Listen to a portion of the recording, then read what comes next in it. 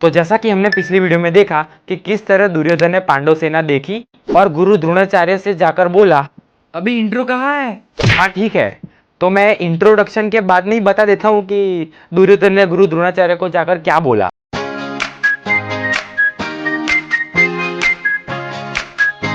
आगे का श्लोक समझने से पहले आपको एक स्टोरी समझनी पड़ेगी जिसमें आपको ध्यान में रखना है 3 कैरेक्टर्स। नंबर 1 गुरु द्रोणाचार्य। इनके बारे में कुछ ज्यादा बताने की जरूरत है नहीं क्योंकि आप सबको पता ही होगा कि ये अश्वत्थामा के पिता थे। नंबर 2 राजा द्रुपद, द्रौपदी के पिता। हाँ, वही द्रौपदी जो अर्जुन की वाइफ थी। नंबर 3 धृष्टद्युम्न, राजा द्रुपद का बेटा।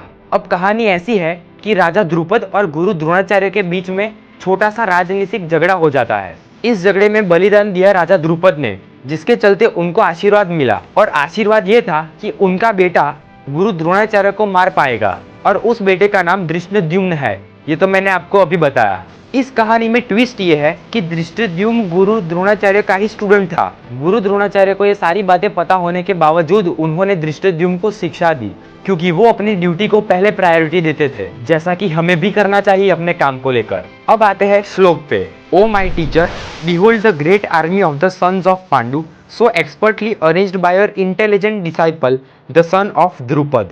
द्रोणाचार्य कमांडर इन चीफ थे कौरव सेना के। दुर्योधन राजनयिक था, मतलब कि डिप्लोमेट था।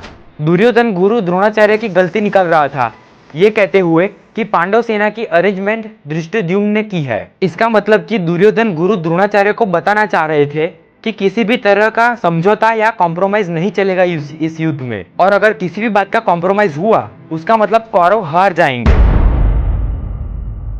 तो ये था हमारा आज का तीसरा श्लोक। अगर आपको भगवद गीता एकदम डिटेल में रीड करनी है तो आप ये वाली भगवद गीता को खरीद सकते हो, लेकिन आपको कहीं जाने की जरूरत नहीं है। मैंने डिस्क्रिप्शन में लिंक रख दी है, वहां से भी आप खरीद सकते हो।